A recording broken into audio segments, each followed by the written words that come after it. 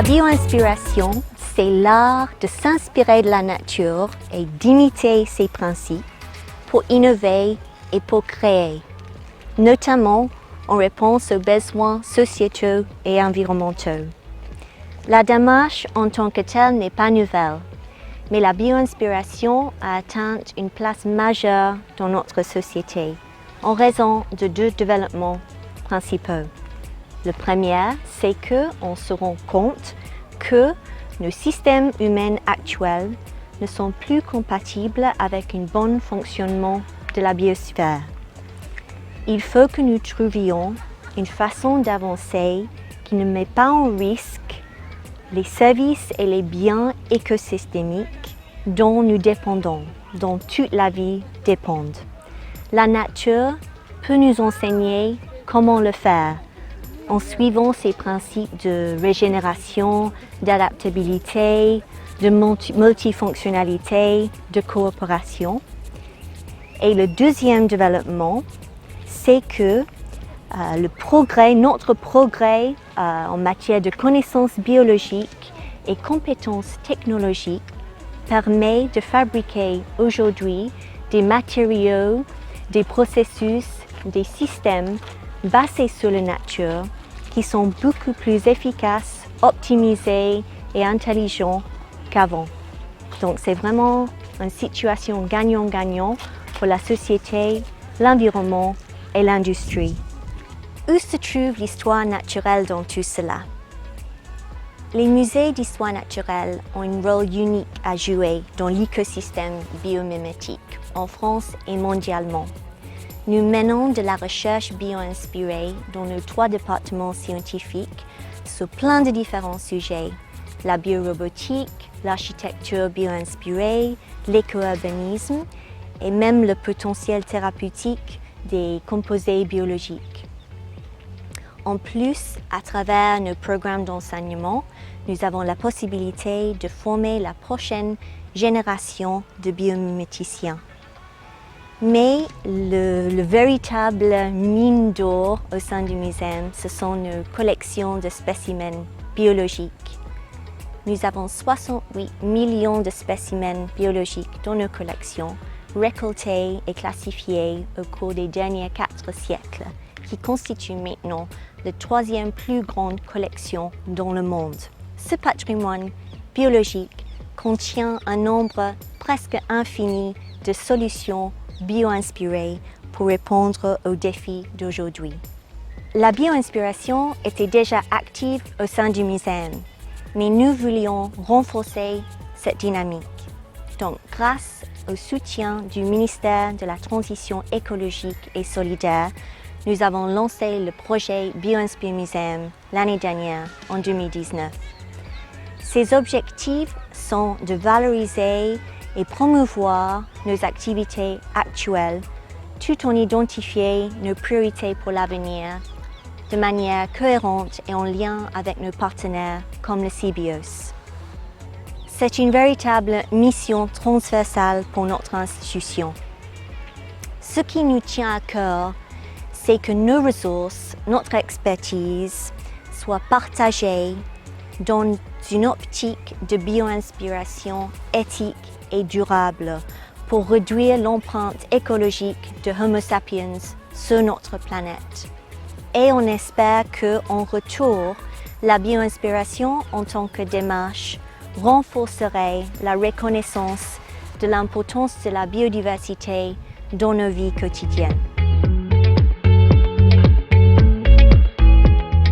Bienvenue à tous, nous sommes ravis, Nadia et moi-même, de vous accueillir aujourd'hui pour cette introduction au biomimétisme, à la bio-inspiration, et donc pour vous expliquer comment le vivant peut nous inspirer à repenser nos modes de production, nos modes de consommation et le fonctionnement général de notre société. Je suis moi-même directrice générale du CBIOS et Nadia est professeure au Muséum d'Histoire Naturelle et directrice de la station marine de Concarneau. Alors le biomimétisme, de quoi on parle quand on parle de biomimétisme ou de bio-inspiration? C'est une stratégie d'innovation qui vise à transférer des connaissances de la biologie vers d'autres disciplines. Et donc on se retrouve au carrefour de toute une série de disciplines différentes, de la biologie bien évidemment, la physique, la chimie, le design, l'architecture. Ce biomimétisme connaît de très larges champs d'application, et ce qui est intéressant dans la vision que nous essayons de porter collectivement du biomimétisme aujourd'hui, c'est la convergence entre finalement le cahier des charges du vivant et les grands enjeux et les grandes orientations à la fois nationales et internationales autour des grands piliers qui concernent notre société, comme par exemple l'énergie, les matériaux, la chimie, l'information ou encore la gestion de l'eau. Si on prend par exemple le cas de l'énergie, c'est intéressant de constater qu'aujourd'hui, nous poussons collectivement vers des énergies renouvelables, et en particulier le solaire, vers la séquestration du CO2, vers la diversification des ressources et leur décentralisation, vers une distribution plus agile. Et si vous regardez un petit peu dans la biologie, dans l'ensemble des systèmes vivants, c'est exactement des stratégies qui ont été adoptées par la grande majorité des espèces qui peuplent aujourd'hui la planète. Du point de vue des matériaux, les matériaux biologiques sont un petit peu le Graal aujourd'hui de ce que les ingénieurs dans ce domaine essaient de faire, puisque les matériaux biologiques, ils sont hiérarchisés, hybrides, composites, ils sont multifonctionnels, ils sont auto-assemblés et ils sont par définition recyclables et recyclés à plus ou moins long terme. Tous ces matériaux, ils sont fabriqués dans des conditions de chimie qui sont des conditions de chimie douce ou de chimie verte, selon les définitions qu'on prend. Et si on regarde un petit peu les grandes orientations qui ont été proposées par les chimistes de l'ère industrielle à la fin des années 1900, eh bien, cette chimie du futur, à l'époque, était vraiment convergente avec la chimie du vivant. C'est-à-dire une chimie qui va utiliser des composés atomiques abondants. Le vivant n'utilise que les CHOMPS, le carbone, hydrogène, oxygène, azote, phosphore, soufre, très majoritairement. Bien sûr, il y a des métaux qui sont utilisés dans le vivant, mais ils sont présents à l'état de trace. Et bien sûr, il y a de très nombreux minéraux qui sont utilisés pour des questions de structure. Cette chimie, elle s'opère à température et pression modérée. Et donc là, on est évidemment dans des processus de fabrication assez différents de la plupart de nos processus de fabrication conventionnels, où on va souvent être à forte pression et forte température.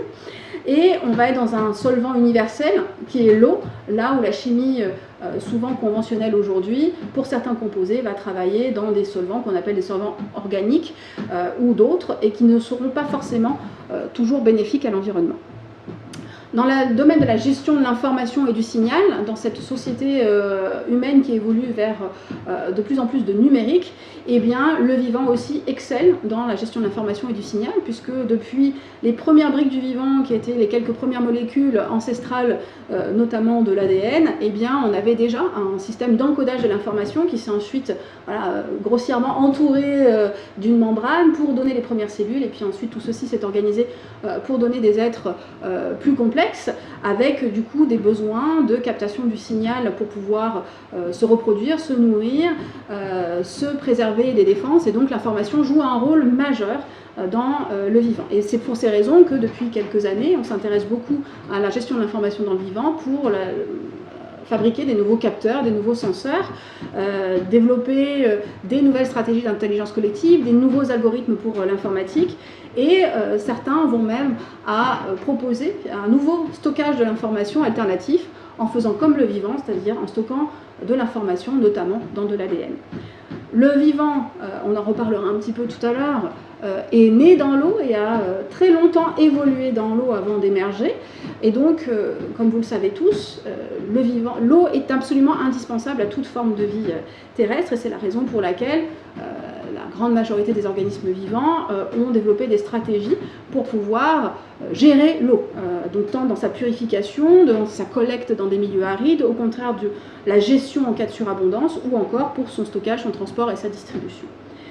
Donc on voit par ce petit éventail d'opportunités que le biomimétisme peut finalement s'appliquer à un très grand nombre de secteurs industriels, et on compte déjà plusieurs centaines, voire plusieurs milliers d'applications de cette approche scientifique avec des réalisations extrêmement concrètes dont on va donner maintenant quelques exemples.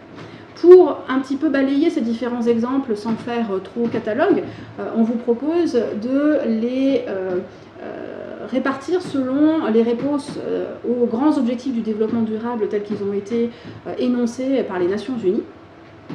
Et on va commencer par notamment tout ce qui va être le secteur de l'agroalimentaire et comment venir améliorer aujourd'hui les performances du secteur agroalimentaire. Alors il y a une entreprise qui est française qui s'appelle M2I Life Science, qui est une entreprise qui a rencontré un très grand succès économique sur les dernières années et qui a développé une voie alternative de lutte contre les ravageurs des récoltes, puisqu'ils viennent en fait reproduire la communication et des molécules qui servent à la communication entre les insectes pour venir en fait interférer avec certains comportements d'insectes, soit de localisation, soit de reproduction. Et ce qui est intéressant, c'est que dans les molécules qu'ils produisent, qui sont des molécules donc bio-inspirées, ces molécules sont extrêmement spécifiques. Elles ne viennent interférer qu'avec la biologie d'une seule espèce d'insecte en particulier, là où beaucoup de traitements aujourd'hui de lutte contre les ravageurs ne sont pas spécifiques et viennent neutraliser, voire détruire des écosystèmes de faune qui sont beaucoup plus riches et qui du coup aujourd'hui posent des problèmes en termes de gestion de la biodiversité en zone agricole. C'est une des raisons pour lesquelles cette entreprise effectivement marche très bien aujourd'hui, au-delà de l'efficacité évidemment de ses produits. Au centre, vous avez des manchots qui ont en fait cette propriété de pouvoir conserver pendant de très longues périodes de la nourriture dans leur estomac, et ce notamment pendant les périodes de reproduction pour pouvoir nourrir leurs petits alors qu'ils vont être souvent loin en fait des eaux poissonneuses. Donc c'est un double exploit, à la fois la capacité de conserver sans digestion très longtemps du poisson dans l'estomac, et puis par ailleurs être en capacité de régurgiter une nourriture de qualité pour le petit qui naît. Et par conséquent, notamment Yvon Lemahour et l'ensemble de ses équipes ont étudié les phénomènes en fait qu'on pouvait observer dans l'estomac de ces manchots. Ils ont découvert une molécule, un petit peptide, qui est un excellent conservateur alimentaire. Et donc ils envisagent de pouvoir utiliser ce conservateur bio-inspiré dans le domaine de l'agroalimentaire.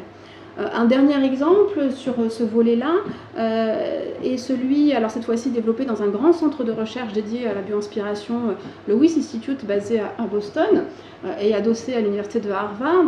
C'est des travaux qui ont été menés sur des plantes carnivores, notamment les Nepenthes, qui ont cette capacité pour pouvoir piéger les insectes et leur proie, d'avoir développé des parois extrêmement glissantes. Et elles vont être glissantes à la fois pour des petites pattes imprégnées d'eau que pour des petites pattes imprégnées de graisse.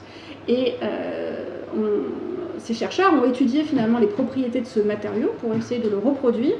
Et ça a des applications très nombreuses, notamment dans la gestion de l'encrassement, et notamment l'encrassement dans le domaine alimentaire, puisque quand on produit de la nourriture en très grande quantité, il y a un encrassement non négligeable des cuves en fait, de gestion de la nourriture.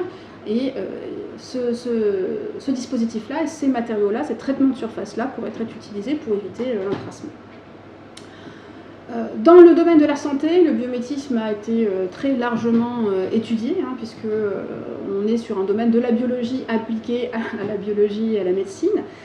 Et pour donner quelques exemples un petit peu emblématiques et parlants de cette bioinspiration appliquée à la médecine, on peut citer ces travaux assez célèbres de l'entreprise Charclette, qui a en fait imité la structure de la peau du requin et a fait développer des revêtements qui imitent la structure de ce qu'on appelle les denticules de la peau des requins. Et ces denticules ont en fait la propriété de générer des micro-tourbillons à leur surface qui en fait vont limiter considérablement l'adhésion de parasites ou d'organismes marins à la surface de ces denticules.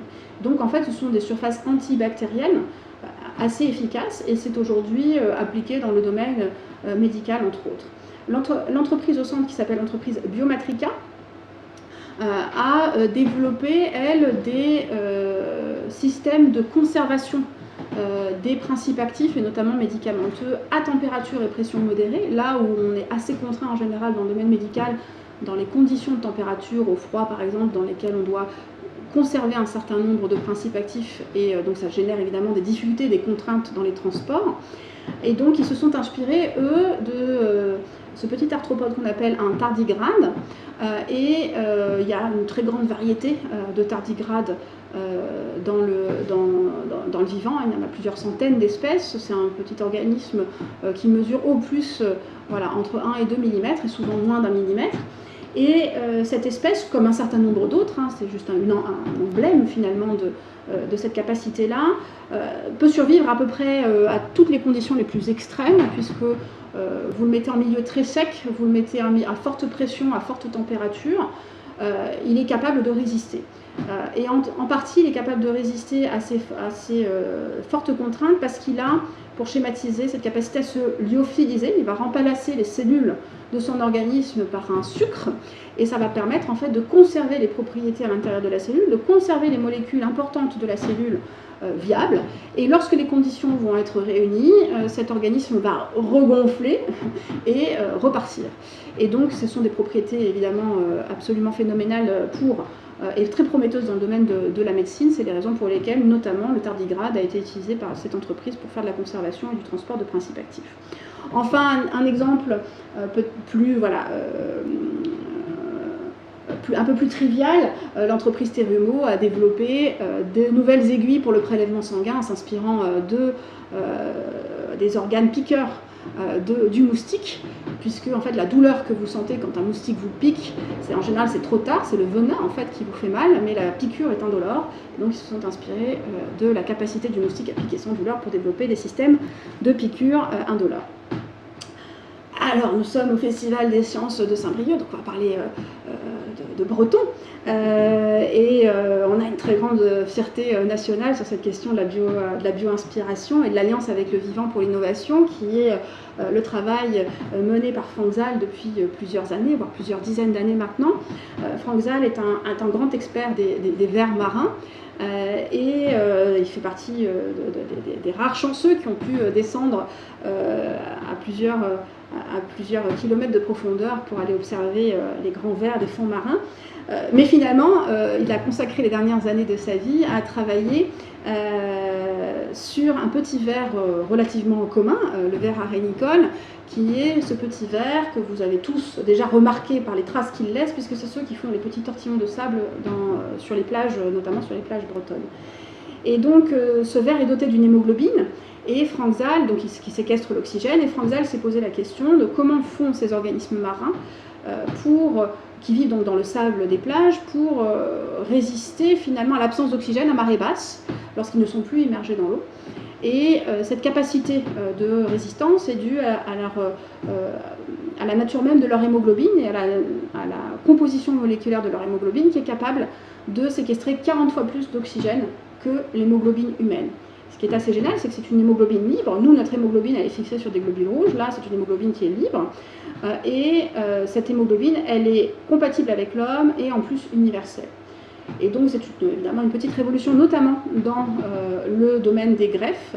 Et les substances extraites de ces vers marins le système d'extraction et de conservation qu'a mis au point Franck Zal permettent aujourd'hui de conserver des greffons sur plusieurs jours, alors qu'on était sur quelques heures avant, ce qui évidemment permet d'amplifier considérablement la capacité de greffe que nous avions jusqu'à aujourd'hui. Ce sont des choses qui marchent déjà. Il y a eu plusieurs organes qui ont été conservés et oxygénés grâce aux molécules de Franck. Il y a plein d'autres applications possibles pour traiter des organes qui auraient été privés d'oxygène de façon brutale, pour traiter des plaies qui sont aussi sous-oxygénées. Donc c'est une très très belle entreprise française et une entreprise donc bretonne. Autre exemple, cette fois-ci dans le domaine de la gestion de la qualité des eaux et de la vie aquatique et de l'amélioration des conditions pour la vie aquatique. Lors d'une étude sur la séquestration des micropolluants présents dans le monde marin, des équipes de chercheurs se sont rendues compte que les méduses en particulier le mucus des méduses avait une capacité très forte de concentration des micropolluants marins. Ils se sont dit, si on faisait un mucus artificiel pour venir traiter les eaux chargées en micropolluants et ainsi séquestrer de façon beaucoup plus efficace les micropolluants. Donc ce sont des travaux qui sont en cours.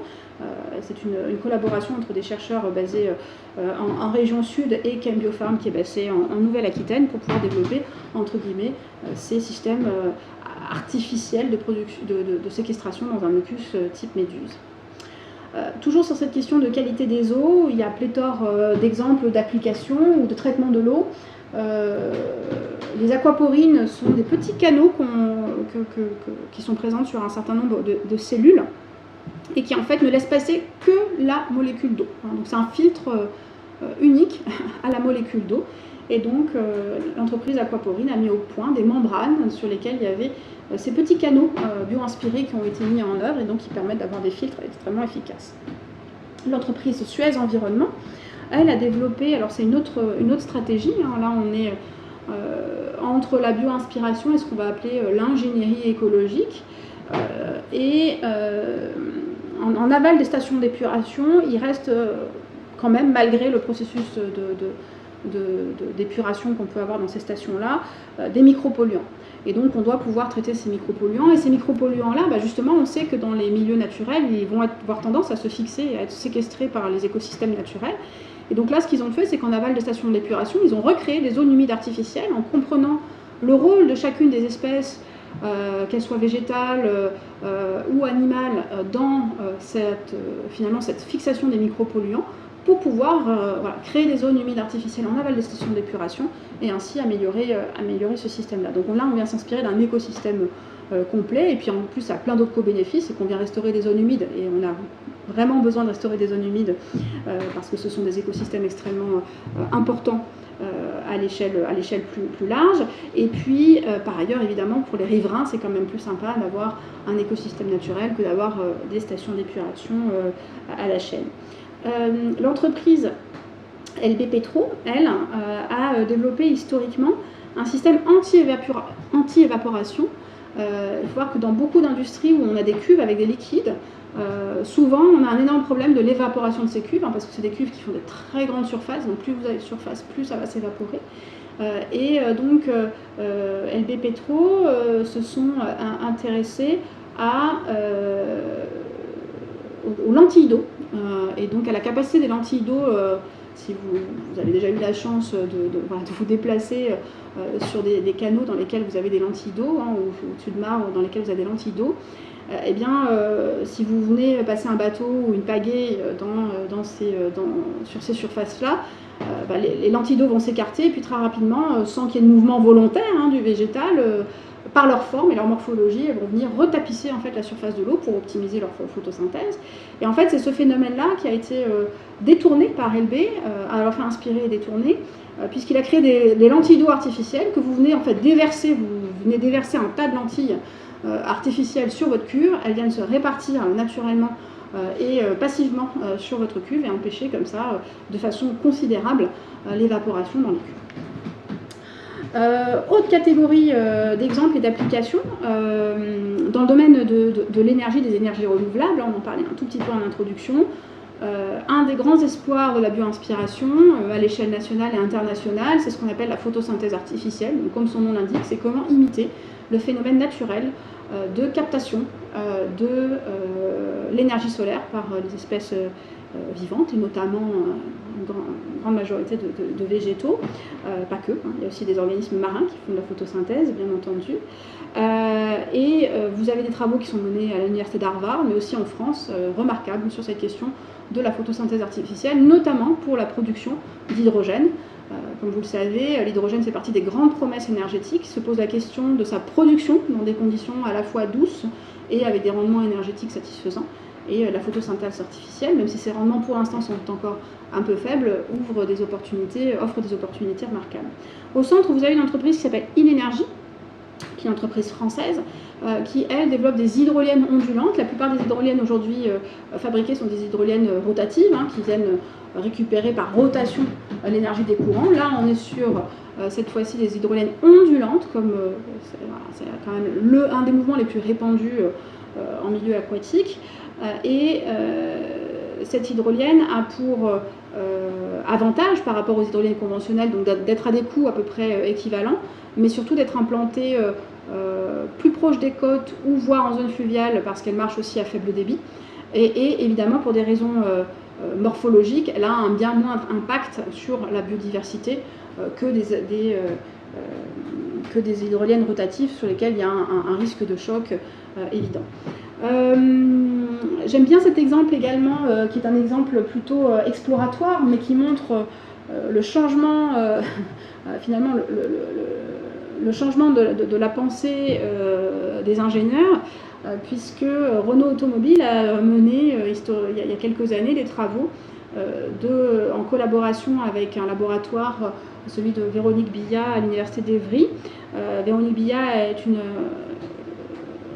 chercheuse experte de la performance des grands sportifs, pour essayer d'améliorer naturellement la performance des grands sportifs, en comprenant finalement quel va être l'usage des sucres et des graisses chez le grand sportif pour optimiser sa course en fonction de la durée de la course, en fonction de la vitesse à laquelle il doit aller, en fonction finalement de la topologie du terrain. Et en fait, c'est exactement les mêmes contraintes et les mêmes conceptions qui s'imposent à un véhicule, et notamment à des véhicules hybrides qui fonctionnent essence-électrique. Et ils se sont inspirés de cette optimisation chez le coureur, sans changer en fait la technologie, la motorisation de la voiture, pour juste en changeant le logiciel de gestion essence ou électrique, pouvoir améliorer le rendement de leur véhicule. Le biomimétisme et la bioinspiration sont déjà très largement utilisés dans le domaine de l'architecture et de l'urbanisme.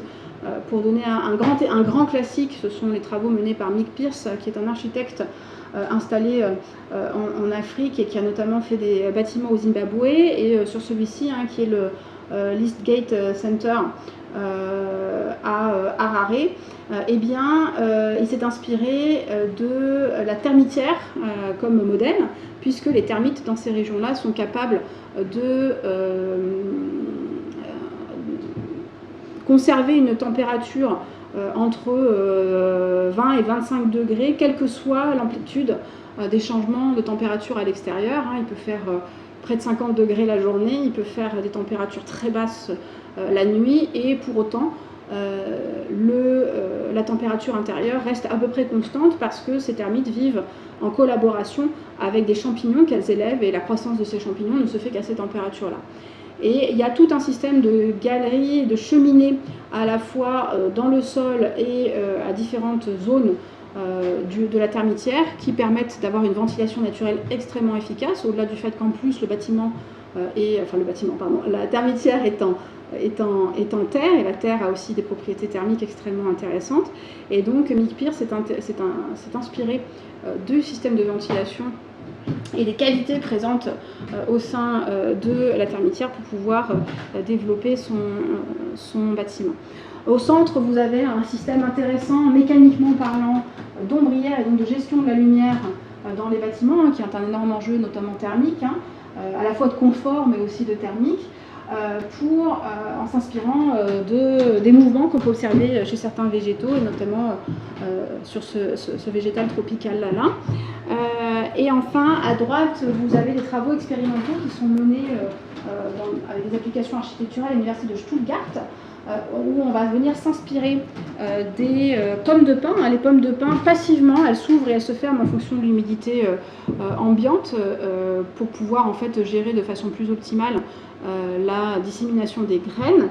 Et ces chercheurs sont venus reproduire la structure du matériau de la pomme de pin, et donc c'est relativement simple à reproduire, je dis bien relativement, pour pouvoir imaginer des parois de bâtiments qui vont venir en fait réguler passivement l'humidité intérieure. Et vous avez des chercheurs en Bretagne, à l'UBS, Antoine Le Digou, qui travaille sur ce modèle pomme de pin notamment.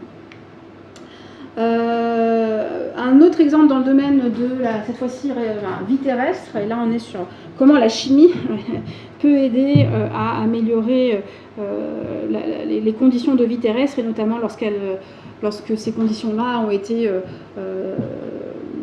fortement dégradées par l'activité humaine. Donc Claude Grison est chercheur chimiste à l'université de Montpellier, et elle travaille sur la capacité d'un certain nombre de plantes non seulement de séquestrer les métaux lourds qui sont présents dans le sol, mais dans ces végétaux-là, ils séquestrent ces métaux et les intègrent en fait dans leur propre chimie d'une façon extrêmement efficace. Et elle a mis au point une extraction de ces molécules qui sont riches en métaux lourds, et grâce à ces molécules nouvelles produites par les plantes et qu'elle extrait, elle arrive à les réinjecter dans la chimie conventionnelle et à améliorer considérablement les conditions dans lesquelles cette chimie va se faire dans une perspective de chimie douce. Donc c'est un double avantage, c'est à la fois on vient dépolluer les sols, et en plus on vient améliorer les processus et rendre plus propres les processus de chimie conventionnelle.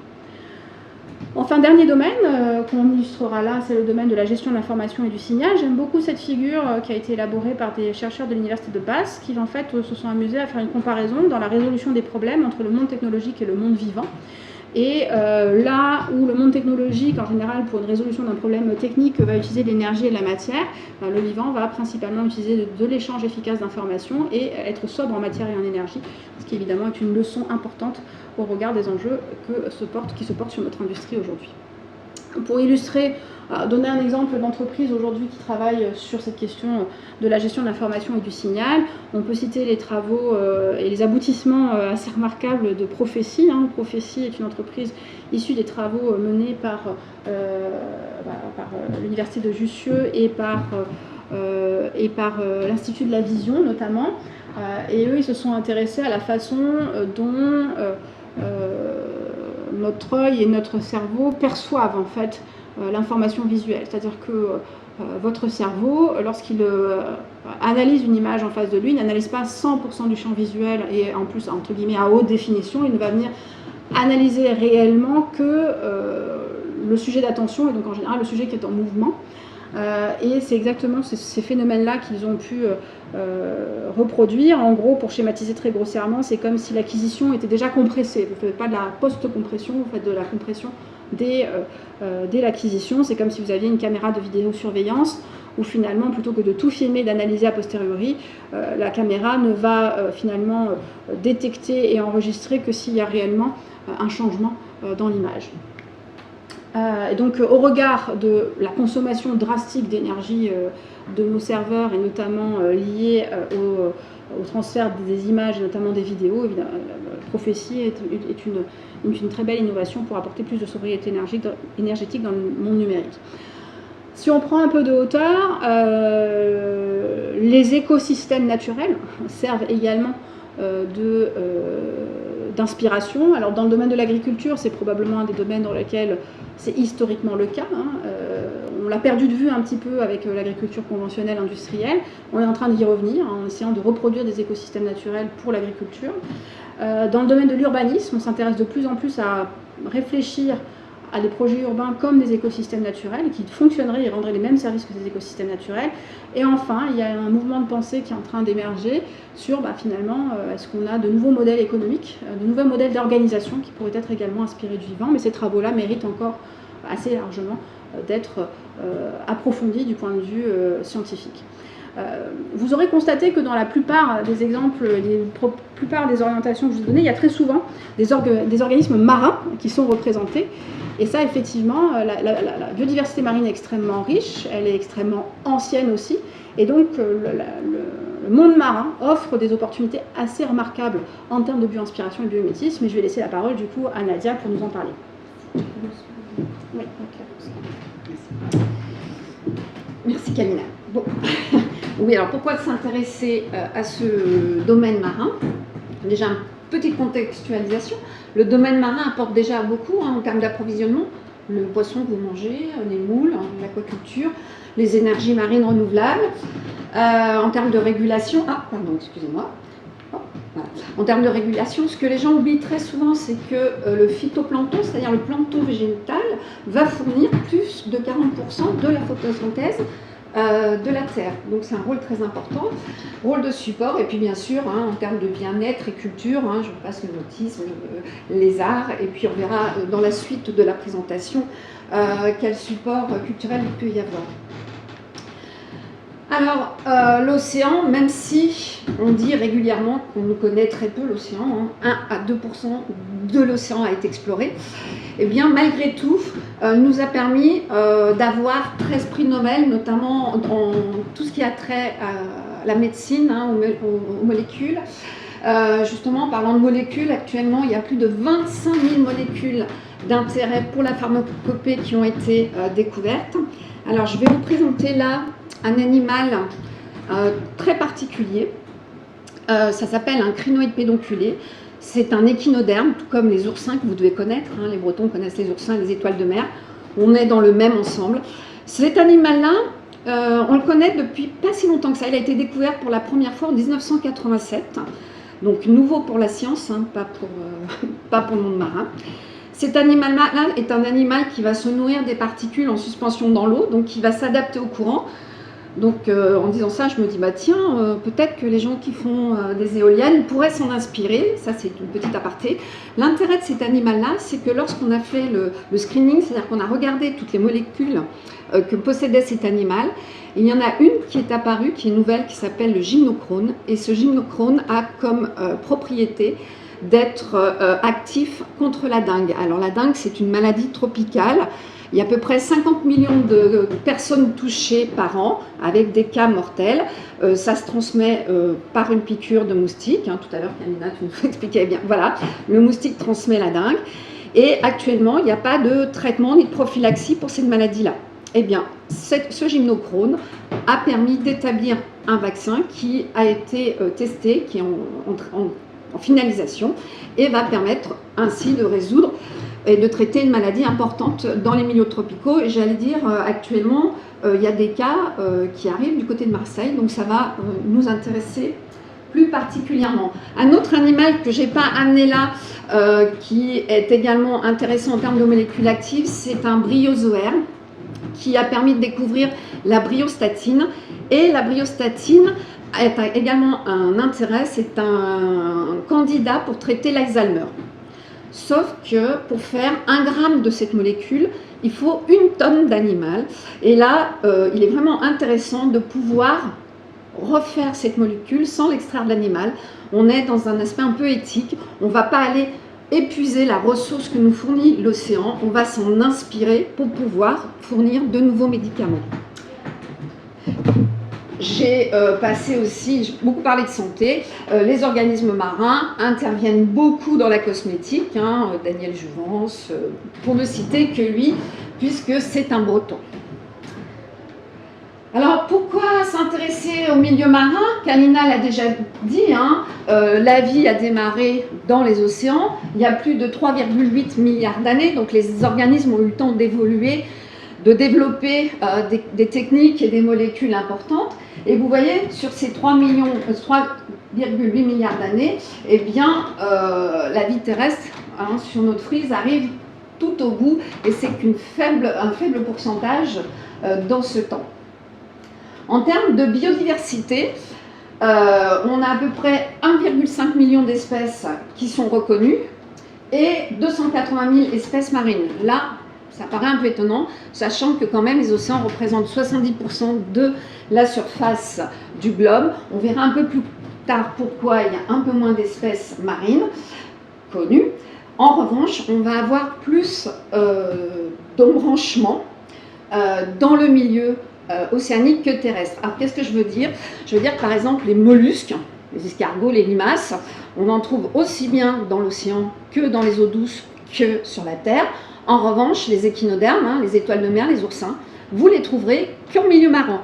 Et si vous les trouvez sur le milieu terrestre vivant, vous me contactez, on fait un nature, hein, parce que jusqu'à ce jour, les échinodermes n'ont pas conquis le milieu terrestre. Donc une plus grande diversité d'embranchements dans le milieu marin. Ces espèces marines, on va les retrouver depuis le niveau zéro, hein, du littoral jusqu'aux plus grandes profondeurs, hein, 11 000 mètres de profondeur, on trouve la vie. Et le créneau bathymétrique où on va avoir le plus de biodiversité en termes d'espèces, eh bien, ça va être entre 0 et 600 mètres. Et ces océans ne sont pas, j'allais dire, en termes d'habitat unique, il y a une grande diversité. On va voir les récifs coralliens que vous connaissez tous, les monts sous-marins qui sont des montagnes sous-marines, les sources hydrothermales qui, elles, vont dépendre non pas de la photosynthèse comme tous les autres habitats, mais de la chimiosynthèse. Et puis vous allez avoir ce qu'on appelle l'espace pélagique, c'est-à-dire tous les organismes qui vont évoluer dans la colonne d'eau et également tous les organismes qu'on appelle benthiques qui vont évoluer sur le fond. Alors ce milieu marin, en fin de compte, c'est un milieu continu, connecté. Hein, quand vous regardez un globe, tous les océans sont connectés et stables. Et c'est la raison pour laquelle eh bien, on a un peu moins de diversité en termes d'espèces. On parle là de macrofaune, hein, de grosses espèces. Tout ce qui est monde microscopique, pour l'instant, est une terra incognita pour le milieu marin. Ces océans vont, il va y avoir de la pression, hein, vous savez, s'il y a des plongeurs parmi nous, que plus vous allez profondément, plus la pression augmente. Ça va demander d'ailleurs de la part des organismes une adaptation à cette pression. Il y a des courants qui peuvent être très forts, courants sources de vie, hein, comme les upwelling. La dispersion des organismes va se faire par les courants, soit de façon passive, soit de façon active. C'est toutes ces caractéristiques-là qui font que les espèces sont plus ou moins réparties de façon continue dans les océans. Dans cet océan, on va trouver de l'oxygène et des nutriments dissous, et enfin du sel, en moyenne 35 grammes de sel par litre. On va avoir un rayonnement des ultraviolets près de la surface. Alors s'il y a cet oursin-là, c'est pas anodin. Les oursins qui sont en milieu profond vont se protéger des UV en prenant des bouts d'algues ou des bouts de coquillages. Et pour tous les Bretons qui font le littoral, eh bien, ils sauront maintenant pourquoi les oursins se cachent ainsi. Et effectivement, après quelques mètres de profondeur, alors ça va dépendre des régions du globe, on va se retrouver très rapidement dans des zones obscures et froides. Alors le biomimétisme marin, il va en fait se focaliser sur les fonctions biologiques de ces organismes. Par exemple, la respiration. Quel va être le mécanisme? Eh bien, ça va être de capter l'oxygène.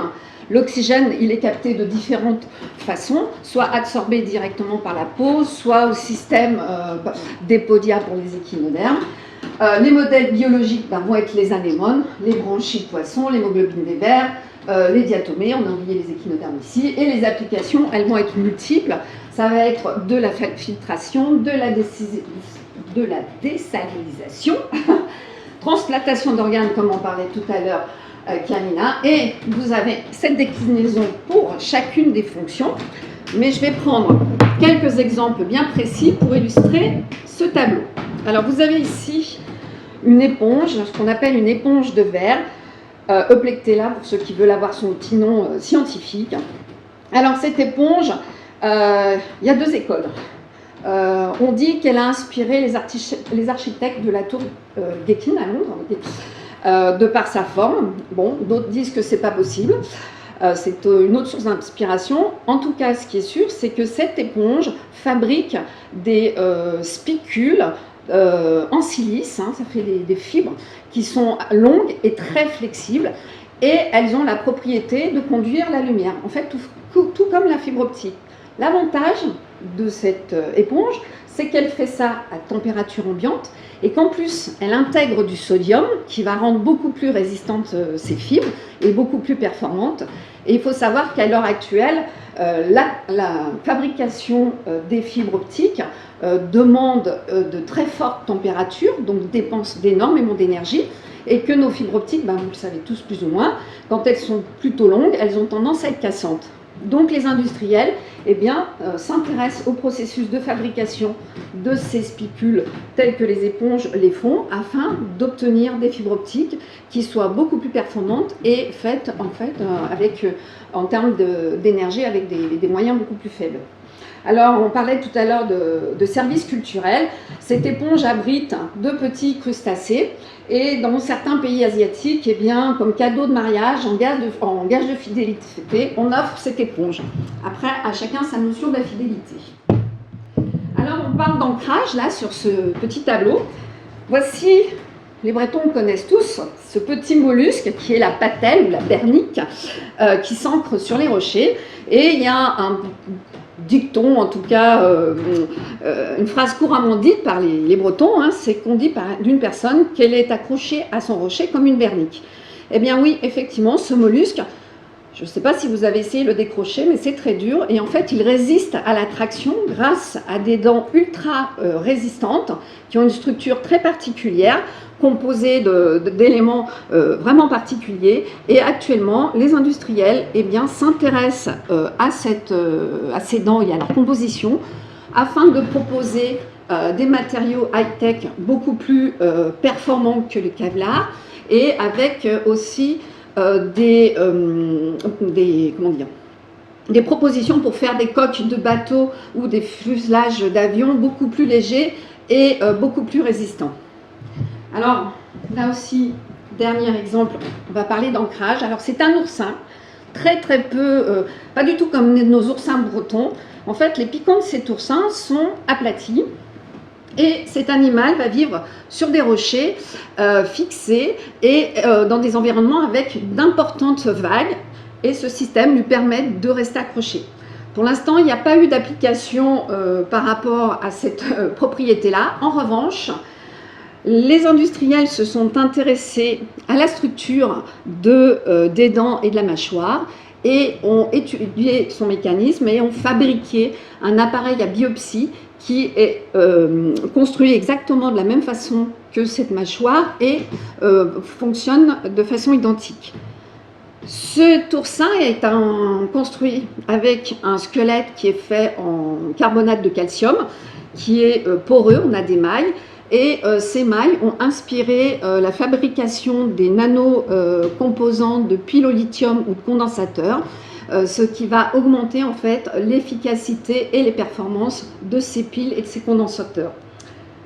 Toujours avec le squelette de ces échinodermes, donc je vous dis en carbonate de calcium, eh bien on fait des greffons osseux qui sont tout à fait,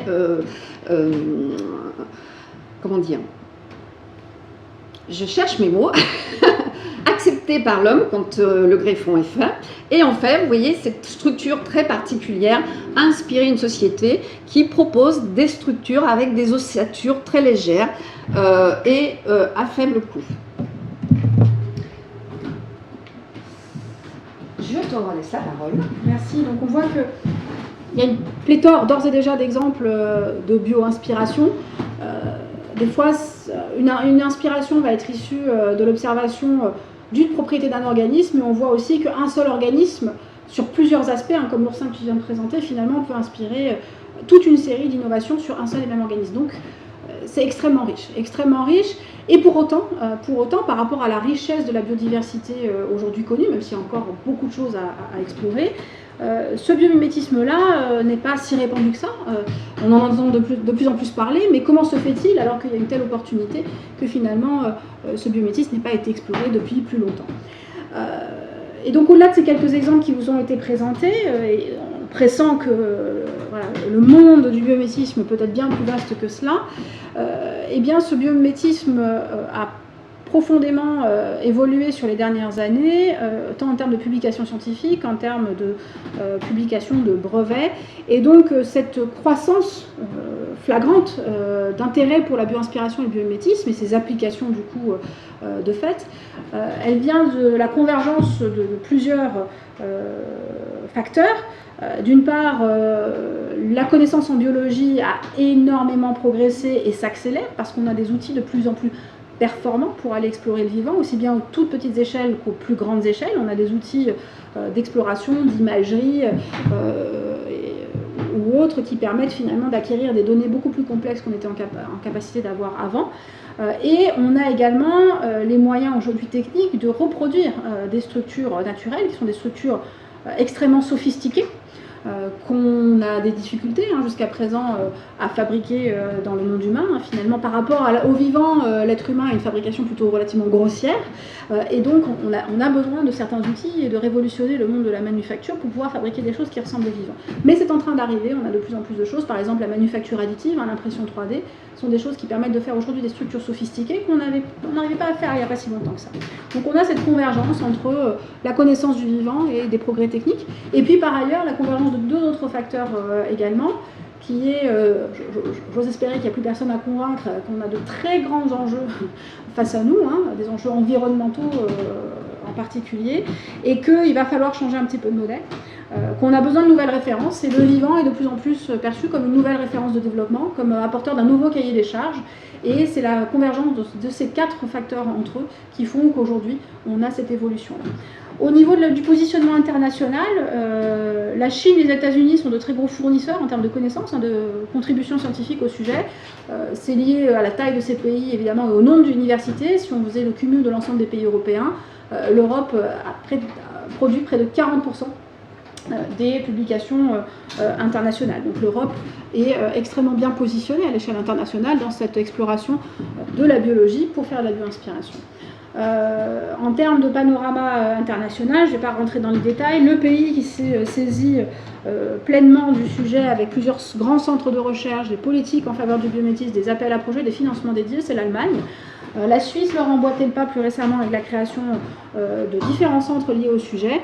Et la France est en train de monter au créneau également. La France est très riche en termes de compétences scientifiques, puisqu'il y a près de 200 équipes de recherche qui ont été identifiées en France travaillant dans le domaine. 200 équipes de recherche, ça fait plusieurs centaines à plusieurs milliers de chercheurs aujourd'hui engagés dans ces sujets-là, sur des grandes thématiques qui sont essentiellement la chimie, les matériaux, puis ensuite les enjeux de gestion de l'information et du signal. C'est à peu près les mêmes tendances que celles qu'on observe au niveau mondial de toute façon. D'un point de vue de répercussions économiques, les grands groupes industriels s'en saisissent, et puis on a eu sur les quelques dernières années une multiplication des startups, qui ne sont plus des startups maintenant, qui sont même des PME, et des grosses PME, qui ont extrêmement bien marché du point de vue de l'usage de la bioinspiration. Dans le domaine médical, on a déjà parlé des Marina.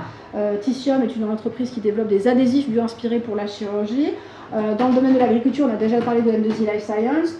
Dans le domaine de tout ce qui va être gestion de l'information du système, on a parlé de Prophecy. Another Brain, c'est des systèmes plutôt d'analyse de l'information complexe, et notamment de l'analyse sensorielle qui a été développée et qui marche très bien. Et Arribal, c'est un nez artificiel. Voilà, c'est comment développer des nez artificiels. E-Energy, on en a parlé, c'est les membranes modulantes pour l'énergie. Et CoreWave, c'est le même entrepreneur à la base, mais qui a décidé de développer des membranes ondulantes pour faire, à usage médical, pour faire des valves notamment, et des pompes, notamment des pompes de substitution et d'aide d'assistance cardiaque. Et donc CoreWave marche également très bien. Et puis la liste est en train de s'enrichir d'une série d'autres entreprises qui marchent également très très bien. Donc on a déjà parlé de l'expertise scientifique et nationale, mais un des gros atouts de la France, c'est son patrimoine naturel. Et là, je rejoins ce que dit Nadia tout à l'heure, c'est que le biométisme et la bioinspiration ne doivent surtout pas être un argument de pillage de la biodiversité, mais bien au contraire, un argument en faveur de la conservation de la biodiversité, de sa préservation et de sa meilleure connaissance et de sa meilleure gestion. Et le patrimoine naturel français est extrêmement riche, puisqu'on a 10% de la biodiversité mondiale qui est présent sur les territoires français, et notamment grâce au territoire outre-mer. Second espace maritime mondial, donc second accès à la biologie marine, et on vient d'avoir un exposé qui laisse pressentir la richesse de ce qu'on peut apprendre du monde marin. Et puis enfin, aujourd'hui, nous sommes au Muséum d'histoire naturelle de Paris, et le Muséum d'histoire naturelle est dans l'un des 3 tops mondiaux en termes de connaissances, de collection et d'expertise en termes de naturalistes et d'exploration de la biologie et de la biodiversité. Et voilà, on a 70 millions, près de 70 millions de spécimens qui sont aujourd'hui hébergés sur les différents sites du Muséum d'histoire naturelle et qui sont très largement, pour l'instant, sous-étudiés sous l'angle de la bioinspiration. Et donc on espère très fortement, conjointement avec le muséum, pouvoir révéler toute la richesse et le potentiel de ce patrimoine national, et notamment des collections du muséum.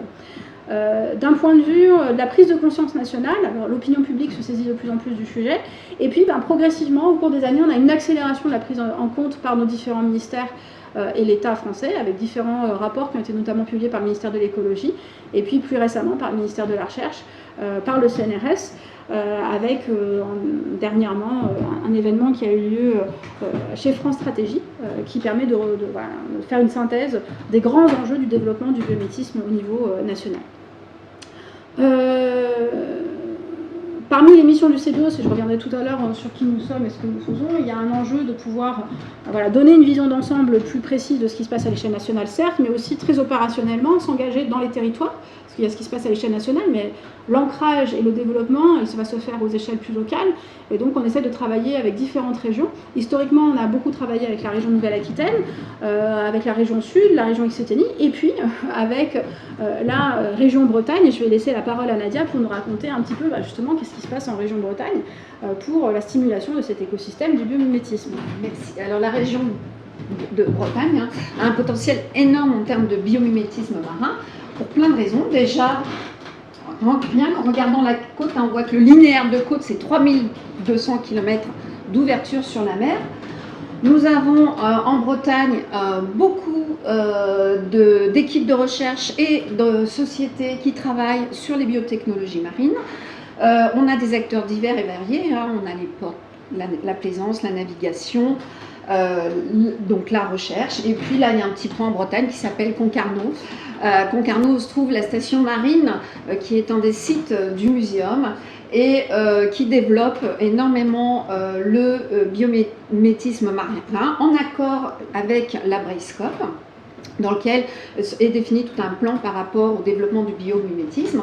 Et à Concarneau, on s'est focalisé sur réapprendre à observer la nature, refaire un contact avec la nature, parce que tant que l'humain ne se sera pas réapproprié la nature, il sera incapable de s'en inspirer vraiment. Donc ça, c'est vraiment l'action qu'on va mener au travers de nos collections, comme le disait tout à l'heure Kalina, naturalisées, collections vivantes.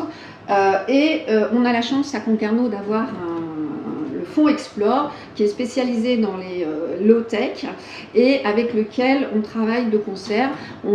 J'allais dire, la station marine va être là en tant qu'incubateur d'idées grâce aux vivants, et Explore va être là pour accompagner les startups ou les industries dans du prototypage de low-tech. Et un des enjeux clés de ce développement du biomimétisme, même s'il gagne du terrain dans le monde de l'industriel, il gagne du terrain dans le monde de la recherche, il va falloir former les générations futures à cette question de bio-inspiration et de biomimétisme. Et même si voilà, en Allemagne, les formations dans le domaine du biomimétisme en enseignement supérieur se sont très largement développées sur les dernières années, en France, voilà, c'est en 2020 que naissent les deux premières grandes formations dédiées au biomimétisme, l'une à l'initiative de l'école de design industriel, l'ENSI Les Ateliers, donc un Master of Science, Nature Inspired Design, et qui se fait en étroite collaboration avec la station, avec la station marine de Concarneau. Et donc la cohorte d'étudiants est allée passer une semaine à la station marine de Concarneau encadrés et accompagnés par les équipes de Nadia pour aller faire de l'observation et comprendre les enjeux de la biodiversité marine et tout le potentiel qu'elles offrent en termes de bio-inspiration. Un second master va ouvrir ses portes là, à la rentrée de cet automne 2020 avec donc un focus dédié aux matériaux bio-inspirés. Cette fois-ci, on est sur le territoire de la Nouvelle-Aquitaine, puisque c'est l'Université de Pau et des Pays de l'Adour qui lance ce premier master. Il y a un collège de partenaires d'écoles françaises du biomimétisme qui s'est créé, l'archipel français des écoles du biomimétisme, qui s'est constitué avec près d'une cinquantaine, même plus de 50 aujourd'hui, responsables pédagogiques d'établissements pour essayer de développer des modules et idéalement des cursus comme ceci pour amplifier l'enseignement et la prise de conscience et la sensibilisation des ingénieurs et des concepteurs de demain dans tout l'intérêt que peut apporter la démarche en termes de transition écologique et d'innovation scientifique. En deux mots, Cebios, qui sommes-nous? Cebios, nous avons été créés en 2014 et opérationnels depuis 2015, avec 6 grandes missions principales qui sont déjà de fédérer le réseau, savoir qui fait quoi ou comment, ce qui n'est pas trivial parce que le mot biomimétisme est polymorphe, le mot biomimétisme n'apparaît pas nécessairement dans les intitulés des travaux, donc il faut un travail fin de compréhension de qui fait quoi ou comment. Puis souvent les disciplines ne se parlent pas, donc des fois des laboratoires qui sont pourtant voisins ne se connaissent pas alors qu'ils ont les mêmes stratégies d'approche interdisciplinaire. Il faut non seulement donc, les identifier, mais aussi les faire travailler ensemble. Donc on a mis en place plusieurs groupes de travail, soit par axe scientifique, soit par axe d'application industrielle, soit par intérêt commun, pour pouvoir faire travailler tout cet écosystème conjointement. On a un énorme travail d'accompagnement. Le Cebios c'est aussi un bureau d'études et d'expertise, un centre d'expertise dans le domaine du biomimétisme, et donc nous travaillons main dans la main avec un nombre croissant d'industriels pour les aider à aller, par rapport à un enjeu industriel qu'ils vont avoir, à aller trouver les bons modèles biologiques, les bons partenaires académiques pour pouvoir développer des innovations bio-inspirées. C'est une très grande partie de notre activité aujourd'hui. Du fait de cet interfaçage entre le monde de la recherche et le monde industriel, on a pris conscience qu'une des raisons pour lesquelles le biomimétisme progressez pas plus, c'est des questions d'accès à la connaissance d'une part biologique, mais aussi méthodologiquement, hein, parce que c'est pas trivial de faire travailler des gens d'horizons si différents ensemble. Et donc on a un gros travail de développement méthodologique avec plusieurs thèses que nous menons aujourd'hui en partenariat avec différentes institutions dans le Muséum d'histoire naturelle sur cette question de la méthodologie et de l'accès à la connaissance biologique. On a actuellement un postdoctorat qui travaille sur la question de la fouille de la donnée biologique pour optimiser le biomimétisme. On a déjà largement parlé. Le biomimétisme ne se développera pas si on n'a pas des formations et de l'enseignement supérieur dans le domaine. Donc on contribue au développement de la formation. Évidemment, il faut pouvoir également communiquer sur le sujet, comme la conférence d'aujourd'hui. Donc il y a une partie de nos activités qui doivent diffuser l'approche. On participe à de nombreux événements et on co-organise un nombre croissant d'événements. Et puis il y a un volet de démonstration, alors que ce soit par les projets que nous accompagnons et qui sont en train d'arriver à des prototypes pré-industriels ou par des plateformes que nous sommes en train de préfigurer avec le Muséum d'histoire naturelle. Nous voulons faire la démonstration de l'opérationnalité de l'approche. Donc ça, c'est notre 6e grande mission.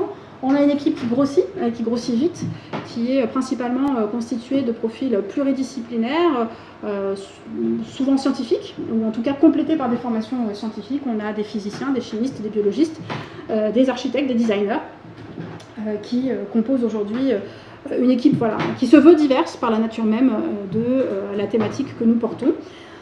Un écosystème de partenaires qui grandit d'année en année, puisqu'on a près d'une grosse centaine maintenant de partenaires qui nous ont rejoints et qui travaillent avec nous dans le développement collectif de cette approche. Si vous voulez en savoir plus sur cette question du biomimétisme, il y a toute une série de ressources qui ont été développées.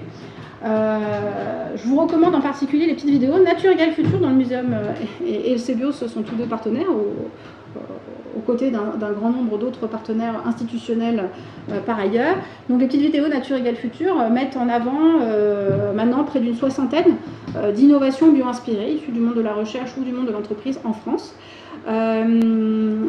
Si vous voulez aller à la rencontre des acteurs, surtout ne loupez pas Biomimexpo et sa 5e édition qui aura lieu donc le 20 octobre 2020 à Paris. Et donc cette exposition aura pour objectif de fédérer à la fois le monde de la recherche, le monde de l'entreprise, les étudiants pour sa 5e année consécutive. Ça marche très très bien. Ça permet de voir plein de choses sur ce sujet du biométisme, d'avoir des démonstrations de ce qui se fait. Et puis, grand événement de cette rentrée 2020, l'inauguration d'une exposition permanente sur le biométisme à la Cité des Sciences et de l'Industrie pour à minima donc au moins 5 ans, et donc ça évidemment on est extrêmement heureux. Et puis n'hésitez pas à aller sur notre site web, à explorer notre site web. On a agrégé tout un nombre de ressources téléchargeables, publiques, pour tous ceux qui veulent en savoir plus. Et donc on a publié toute une série de rapports, là c'est pas du tout exhaustif, qui permettent d'en savoir plus sur le biomimétisme. Je vous remercie beaucoup, nous vous remercions beaucoup, Nadia et moi-même, pour l'intérêt que vous portez au biomimétisme, et on espère pouvoir vous retrouver très bientôt pour les différents événements que nous organisons. Merci.